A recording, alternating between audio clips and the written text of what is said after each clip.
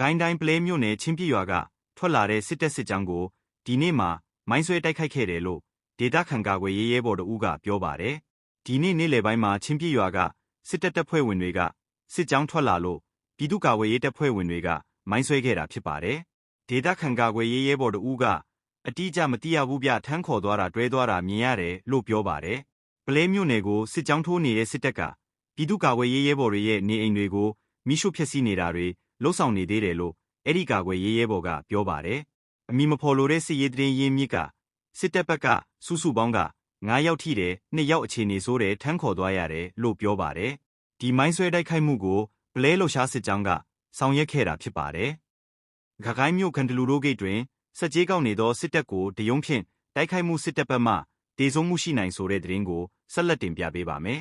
။ကိုင်းတိုင်းကိုင်းမြို့ခန္တလူတို့ဂိတ်တွင်စက်ကြေးကောက်နေသောအကြမ်းဖက်စစ်တပ်ကိုတယုံဖြင့်ဘုံကျဲတိုက်ခိုက်ခဲ့ရာစစ်သားများထိခိုက်ဒေဆုံးမှုရှိနိုင်ကြောင်းလင်းယုံညီနောင်ပျောက်ကြားတပ်ဖွဲ့မှတာဝန်ရှိသူတို့ကပြောပါတယ်။ဖေဖော်ဝါရီလ25ရက်နေ့ညနေ4:18မိနစ်ခန့်အချိန်ကိုင်းမြို့ခန္တလူတို့ဂိတ်တွင်ပြည်သူများထံမှအတင်းအဓမ္မစက်ကြေးကောက်ခံနေသောအင်အား50ခန့်ပါအကြမ်းဖက်စစ်တပ်စစ်ကြောင်းကိုလင်းယုံညီနောင်ပျောက်ကြားတပ်ဖွဲ့က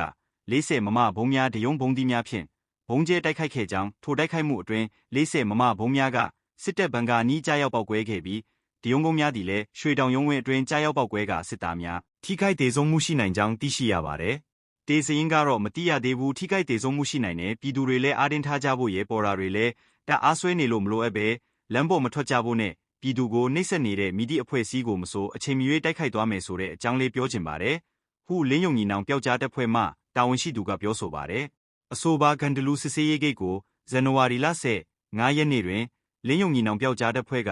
ဝင်ရောက်တိုက်ခိုက်သိမ်းပိုက်ကဖောက်ခွဲဖျက်ဆီးနိုင်ခဲ့ပြီး